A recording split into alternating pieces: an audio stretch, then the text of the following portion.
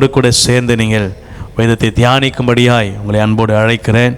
சங்கீதம் 90ஆம் அதிகாரம் 17ஆம் வசனம் இப்படியாய் சொல்லுகிறது: எங்கள் தேவனாகிய ஆண்டவரின் பிரியம் எங்கள் மேல் இருப்பதாக, எங்கள் கைகளின் கிரியைகளை எங்களிடத்தில் உறுதிப்படுத்தும். ஆம், எங்கள் கைகளின் கிரியைகளை எங்களிடத்தில் உறுதிப்படுத்தும். ஆமென். இங்கே வேத வசனம் இப்படியே அழகாய் சொல்கிறது. இது ஒரு ஜெபம் போல ஏறெடுக்கப்படுகிறது. இங்கே ஆண்டவர் அந்த வசனத்தை நமக்கு இந்த நாளிலே ஆசீர்வதித்து தரப்போகிறார். பாருங்கள், எங்கள் தேவனாகிய ஆண்டவரின் பிரியம் எங்கள் மீது இருப்பதாக.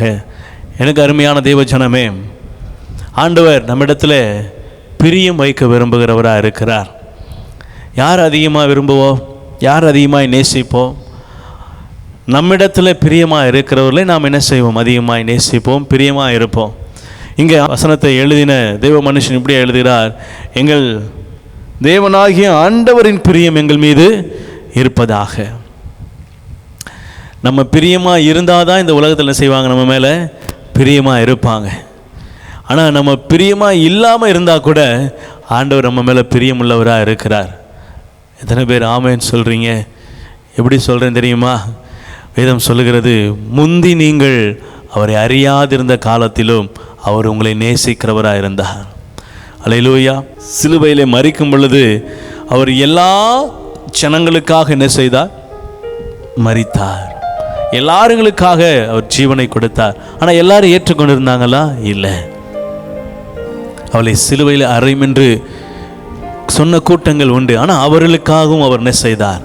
சிலுவையை ருசி பார்த்தார். ஏன் அப்படின்னா அவர் அவர்களையும் நேசிக்கிறார். அவங்க நேசிக்கலை, ஆனால் அவர்களை ஆண்டவர் நேசிக்கிறார். அறியாதிருந்த காலத்தில் கூட கர்த்தர் நம்மை நேசிக்கிறவராக இருக்கிறார். இங்கே அழகாக வேதம் சொல்லுது, எங்கள் தேவனாகிய ஆண்டவரின் பிரியம் எங்கள் மீது இருப்பதாக.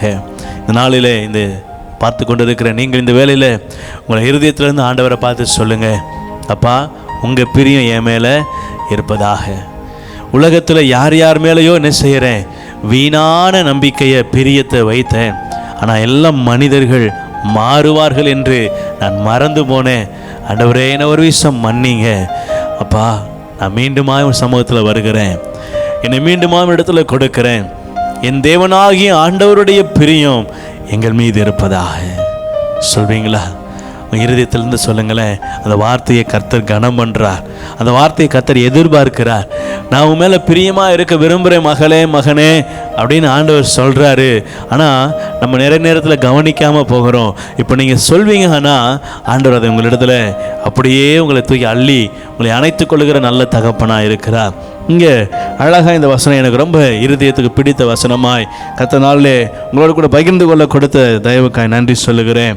என் தேவனாகிய ஆண்டவரின் பிரியம் எங்கள் மேல் இருப்பதாக. எங்கள் கைகளின் கிரியைகளை என்ன செய்யுங்க?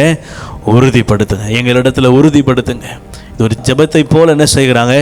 ஏறெடுக்கப்படுது. எங்கள் கைகளுடைய பிரயாசம், எங்கள் கைகளினுடைய மேன்மை எங்களிடத்தில் உறுதிப்பட்டு இருக்கட்டும். இந்த வார்த்தை உங்களை தேற்றுகிறதா இருக்கிறது. அநேகருடைய இருதயத்தில் என்ன தெரியுமா? நான் இவ்வளவு சம்பாதிக்கிறேன், என் இருதயத்தில் இவ்வளவு காரியங்களை கணக்கு போட்டு வச்சுருக்கிறேன், இதெல்லாம் என்னால் செய்ய முடியும், ஆனால் என் கையினால் அதை செய்ய முடியலை. நான் எவ்வளவோ பிரயாசப்படுகிறேன், ஆனால் அது வாய்க்க மாட்டேங்குது.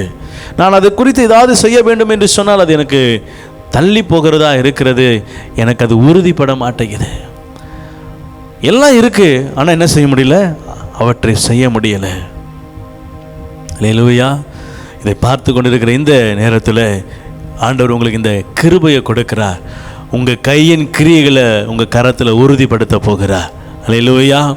ஆம், எங்கள் கையில் என்ன செய்யுங்க? ஆண்டவரே உறுதிப்படுத்துங்க. அப்படி அந்த இருதயத்தோடு யாரெல்லாம் வாஞ்சையோடு பார்த்து கொண்டு இருக்கிறீங்களோ ஆண்டவர் உங்களை பார்த்து சொல்கிறாரு, உங்கள் கையின் கிரியைகளை உங்களிடத்தில் ஆண்டவர் உறுதிப்படுத்த போகிறார். ஆமென். உன் கைகளின் பிரயாசத்தை நீ சாப்பிடுவாய் அப்படின்னு ஆண்டவர் வாக்குத்தத்தம் பண்றார். இந்த வார்த்தை உங்களுக்குரியது. அப்படியே உங்கள் இருதயத்தில் ஏற்றுக்கொள்ளுங்கள். கர்த்தர் உங்கள் இருதயத்தில் பெரிய காரியங்களை, வாழ்க்கையில் பெரிய மாற்றத்தை அவர் செய்கிறவராக இருக்கிறார். அல்லேலூயா. ஒரு வசனத்தை இதற்கு ஆதாரமாய் இதனுடைய காரியங்களை கொஞ்சம் வேதம் தியானிக்கும்படியாக இன்னொரு வசனத்தை நான் வாசிக்க போகிறோம். சங்கீதம் 141 அதிகாரம் 10 வசனம்.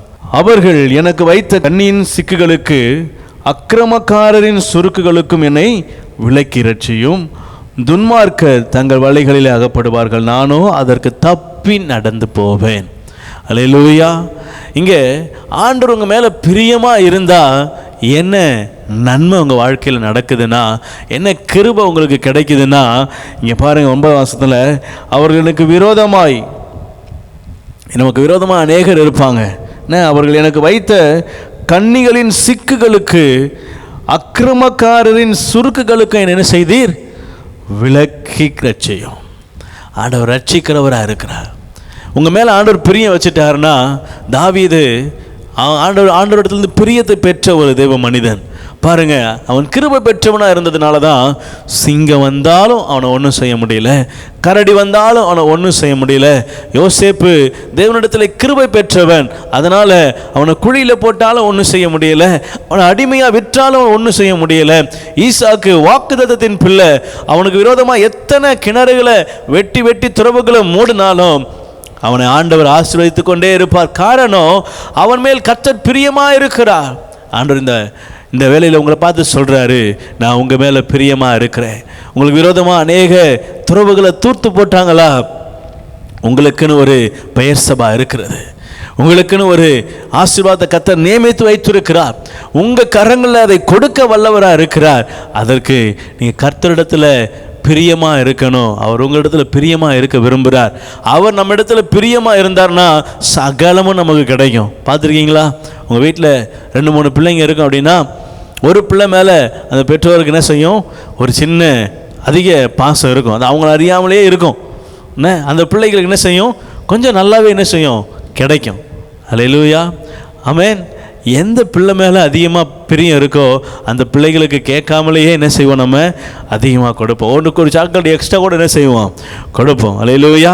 பாருங்கள், இங்கே ஆண்டவருடைய பிரியம் உங்கள் மேலே இருந்துச்சுன்னா, நீங்கள் கேட்பதற்கு முன்பதாகவே, நீங்கள் வாய்களை திறந்து இன்னது தேவை என்று கேட்பதற்கு முன்பதாகவே, வாயிலிருந்து வார்த்தைகள் பிறவாததற்கு முன்னமே இன்னது தேவை என்று அறிந்திருக்கிறார். அவர் தான் நல்ல தகப்பன். அல்லேலூயா. கர்த்தர் நல்லவர். இங்கே வசனம் அழகாய் சொல்லுகிறது, துன்மார்க்கர் தங்கள் வலைகளில் அகப்படுவார்களாக, நானோ அதற்கு தப்பி நடந்து போவேன். காரணம், என் மீது கர்த்தர் பிரியமாக இருக்கிறார். அல்லேலூயா. உங்கள் மேலே கர்த்தர் பிரியமாக இருக்கிறாருங்க. உங்கள் மேலே கர்த்தர் அக்கறையாக இருக்கிறார், கண்ணோக்கமாக இருக்கிறார். இன்னொரு வசனத்தை கூட வாசிக்கலாமா? எடுத்தவர்கள் வாசிக்கலாம். எபேசியர் 5ஆம் அதிகாரம் 10ஆம் வசனம். கர்த்தருக்கு பிரியமானது இன்னதென்று நீங்கள் என்ன செய்யணுமா? சோதித்து பார்க்கணும். ஆண்டவருக்கு எது பிரியம் அப்படின்னு செய்யணும், யோசிக்கணும். என் கணவருக்கு என்ன பிரியம்? அவர் கருவாட்டு குழம்பு வச்சா நல்லா சாப்பிடுவார் பாஸ்டர். அப்படி என்ன செய்கிறோம்? கருவாட்டு குழம்ப அள்ளி அள்ளி கொத்து கொத்தாக என்ன செய்கிறோம்? ஊற்றுறோம். அவர் சாப்பிட்டு என்ன செய்வார்? ஒரு வாரம் கழித்து மறந்து போயிடுவார். அப்புறம் பிள்ளைகளுக்கு என்ன பிரியம்? என் பிள்ளை இந்த கிரேப்ஸ் வாங்கி வச்சா அப்படி சாப்பிடுவான், அவனுக்கு அவ்வளோ விருப்பம். கிரேப்ஸ் வாங்கி வைப்பீங்க, சாப்பிடுவான். சாப்பிட்டு ஒரு வாரம் கழித்து என்ன செஞ்சிடுவான்? ஆமாம், எங்கள் அம்மா ஒரு வாரத்துக்கு முன்னாடி கிரேப்ஸ் வாங்கி கொடுத்தாங்களே, அதனால் எங்கள் அம்மாவுக்கு வந்து நான் தேங்க்யூ சொல்லணும் அப்படின்னு என்ன செய்ய மாட்டான், நினைக்க மாட்டான். ஏன்னா அவ்வளவுதான், தேவை நிறைவேற்று, அவ்வளோதான், முடிஞ்சது. அப்புறம் அடுத்த காரியங்களுக்கு நேரம் என்ன செய்வாங்க? கடந்து போவாங்க. இது மனுஷிக காரியம், இது இயல்பாக எல்லா மனிதனும் செய்ய வேண்டிய காரியம்தான். ஆனால் ஆண்டவர் அப்படி இல்லைங்க.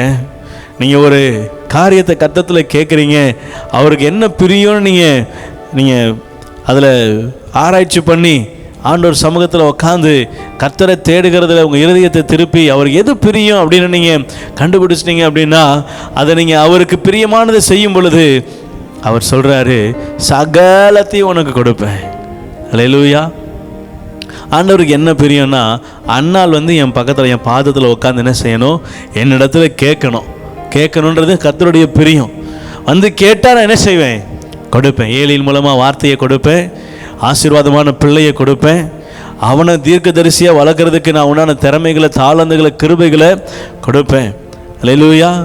ஆனால் என்ன செய்யணும்? அதற்கு எனக்கு பிரியமானதை அண்ணால் செய்யணும். ஆமென். தாவீது வேதம் அவனை குறித்து சொல்கிறது, இவன் கர்த்தருடைய இருதயத்துக்கு பிரியமானவன். அல்லேலூயா. தாவீதை ஏன் ஆண்டவருக்கு பிடிக்கும் தெரியுமா? உடனே தன்னை தாழ்த்துவார், உடனே தன்னை ஒப்புரவாக்குவார், சரண்டர் பண்ணிடுவார். ஆண்டவரே, மெய்தான் ஆண்டவரே, நான் பாவம் செய்தேன், ஒரு விஷயம் என்னை மன்னிங்கப்பா என்று சொல்லி காலில் விழுந்து கதறி அவருக்கு எப்படிலாம் ஆண்டவருக்கு ஐஸ் வைக்கணுமோ அப்படிலாம் என்ன செஞ்சிருவார், வச்சு தன்னை ஒப்பு கொடுத்துருவார். ஆண்டவர் சிறு தண்டனையில் என்ன செஞ்சிருவார், நிப்பாட்டிடுவார். சின்ன ஒரு தண்டனை கொடுத்து நிறுத்திடுவார். எண்ணிக்கையை என்றார்.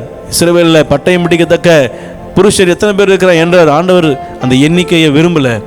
நீ இவர்களை கொண்டு தான் லக்கம் பார்த்து தான் நீ ஜெயிக்கிறியா? இல்லை, இவர்களால் இல்லை, என்னுடைய கிருபையினால தான் ஜெயிக்கிற. இதை மறந்து லக்கம் பார்க்க ஆரம்பிச்சுட்ட என்ன செய்கிறார், வாதை நோயை அனுப்புகிறார், தூதனை அனுப்புகிறார். கொள்ளை நோய் தேசம் எங்கும் பரவுகிறது. உடனே மண்டிட்டு, ஆண்டவரே நான் செய்தது தவறுதான், மன்னிங்க. அல்லேலூயா, அல்லேலூயா. நான் செய்த தவறை மன்னிப்பேன் என்று சொல்லி ஒப்பு கொடுக்கிறார். நார்த்தான் தீர்க்கதரிசி உணர்த்துகிறார், நீயே அந்த மனுஷன்.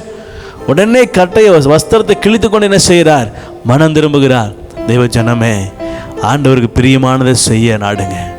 நீங்கள் ஆலயத்துக்கு வருவது கர்த்தருக்கு பிரியம், கர்த்தரை தேடுவது அவருக்கு பிரியம், அவர் சமூகத்தில் காத்திருப்பது அவருக்கு பிரியம், நீங்கள் வேதத்தை தியானிப்பது அவருக்கு பிரியம், ஜெபத்திலே தரித்திருப்பது அவருக்கு பிரியம், பரலோக ராஜ்யத்தை குறித்து நீங்கள் யோசித்து கொண்டு இருப்பது பிரியம், ஆயத்தமுள்ள கன்னிகைகளைப் போல ஆயத்தமாக இருப்பது கர்த்தருக்கு பிரியம், நிறைய காரியங்கள் கர்த்தருக்கு பிரியம். இதை நாம் அறிந்து அதை செயல்படுத்துவோமானால் கர்த்தர் இம்மையிலும் ஆசீர்வதிக்கிறார், மறுமையிலும் ஆசீர்வாதத்தை கொடுக்கிறவராக இருக்கிறார். அல்லேலூயா, அல்லேலூயா, ஆமென். கர்த்தர் நல்லவர். கடைசியாக ஒரு வசனத்தை வாசித்து முடிக்கலாம். சங்கீதம் 143:10, உமக்கு பிரியமானதை செய்ய எனக்கு போதித்தருளும், நீரே என் தேவன், உம்முடைய நல்ல ஆவி என்னை செம்மையான வழியிலே நடத்துவாராக. அல்லேலூயா, அல்லேலூயா. தாவீதின் சங்கீதம் 143ஆம் அதிகாரம், தாவீது எழுதின சங்கீதம். ஏன் தாவீது கர்த்தருடைய இருதயத்துக்கு பிரியமானவன் சொன்ன தெரியுமா? அவர் இப்படிதான் ஆண்டவரை எப்படிலாம் ஆண்டவர் சமூகத்தில் தன்னை ஒப்பு கொடுக்கணுமோ ஒப்பு கொடுத்துருவார். ஆண்டவரே, உமக்கு பிரியமானது செய்ய எனக்கு என்ன செய்யுங்க, போதித்தரலும், நீரே என் தேவன், நீங்கள் தான் என் ஆண்டவர், உண்மை என்று வேற நான் யாரையும் நோக்கி பார்க்க மாட்டேன், நீங்கள் தான் என் கடவுள், நீங்கள் தான் எனக்கு எல்லாம், நீங்கள் தான் ஆண்டவர், எனக்கு எது செய்தாலும் நீங்கள் தான் எனக்கு செய்கிறீங்க, நான் உண்மையே சார்ந்து, நீரே என் தேவன் ஒப்பு கொடுத்துட்டார். பாருங்க, அடுத்து சொல்கிறார், உம்முடைய நல்ல ஆவியானவர் என்னை செம்மையான பாதையில் நடத்துவாராக. உங்கள் நல்ல ஆவியானவர், நீங்கள் தான் நல்ல தெய்வம், என்னை நன்மையான பாதையில் நடத்த அறிந்திருக்கிறவர், நீங்கள் என்னை நன்மையான பாதையில் என்ன செய்யுங்க, நடத்துங்க. நான் என்ன செய்கிறேன், ஒரு ஆட்டுக்குட்டியை போல உங்கள் பின்னாடி வந்து கொண்டே இருப்பேன், நீ சொல்லுகிற பாதையில் நடப்பேன். என்ன சில பேர் நிறைய பாடுவாங்க, நீ சொன்னால் போதும் செய்வே, நீர் காட்டும் வழியில் நடப்பே, உன் பாதம் ஒன்றே பிடிப்பே, என் அன்பு இயேசுவே சொல்லிட்டு அடுத்த ஆளை காணாமல் போயிடுவாங்க. அடுத்து அவங்க எங்கே போகிறாங்கன்னு தெரியாது. என்ன ஆண்டவரே, நீர் எனக்கு கூட வர வேண்டும், நீர் என்னோடு இருக்க வேண்டும். ஜெபத்தில் எல்லாம் இதெல்லாம் இருக்கும். சபையை விட்டோ ஜெபத்தை விட்டோ இருந்ததுக்கப்புறம் என்ன செய்யலாம், அதை செய்யணும், இதை செய்யணும், இதை செய்யணும், அதை செய்யணும், என்ன பண்ணலாம், எது பண்ணலாம். எப்போ இதுதானப்பா ஆண்டவர்கிட்ட சொன்னேன், அப்போ ஆண்டவர்க்கே ஒப்பு கொடுக்கலையா, நீயே தான் அடுத்து அதுக்கு முடிவு எடுக்க போறியா? நம்ம என்ன செய்கிறோன்னா, ஆண்டவர்கிட்ட சொல்கிறோம், ஆனால் அவரை செயல்படுத்த விடுறதில்லை. இன்றைக்கி இந்த நேரத்தில் இதை பார்த்து கொண்டு இருக்கிற இந்த வேலையில் ஒரு தீர்மானம் எடுங்க. ஆண்டவரே, நான் ஒப்பு கொடுத்து உம்மிடத்துல விட்டுருவேன். கர்த்தர் மேல் பாரத்தை வைத்து விட்டுறணும். திருப்பி தோலை தூக்கி போட்டுக்கிட்டு ஆண்டவரே பாரமாறு, அதுதான் என்கிட்ட வச்சிருன்னு சொன்னேன், நீ என்ன செய்கிற, திருப்பியும் தூக்கிட்டு போகிறப்போ அப்படின்றவார். அல்லேலூயா. கர்த்தர் நல்லவர், தேவேந்திருப்பாராக. கேட்ட வார்த்தையை கவனித்திருப்பின விசுவாசிக்கிறேன். ஆண்டவருடைய பிரியம் என்ன செய்யணும், நம்ம மேலே இருக்கணும். அவருக்கு எது பிரியம் என்பதை நம்ம அறிந்து என்ன செய்யணும், செயல்படணும். அப்படி ஒன்றுமே தெரியலையா, ஆண்டவரே உமக்கு பிரியமானது செய்ய எனக்கு போதித்தரலும் அப்படின்னு தாவீது மாதிரி என்ன செஞ்சிருங்க, சரண்டர் ஆயிரு. ஆண்டவரே, நான் என்ன செய்யணும், எது செய்யணும். நான் சொன்ன பார்த்தீங்களா, இதுதான் ஆண்டவர் சமூகத்தில் இருக்கிறது, வேதம் தியானிக்கிறது, ஜெபிக்கிறது, ஆயத்தமுள்ள கன்னிகைகளை போல ஆயத்தமாகிறது, கர்த்தர் சமூகத்தில் காத்திருக்கிறது, வேதத்துக்கு கீழ்ப்படுகிறது, கட்டளைகளை கைக்கொள்கிறது, இருதயத்தில் வசனத்தை எழுதுறது, இதெல்லாம் கர்த்தருக்கு பிரியமான காரியம். இதெல்லாம் செய்வோமானால் கர்த்தர் உங்களை ஆசீர்வதிக்கிறவராக இருக்கிறார்.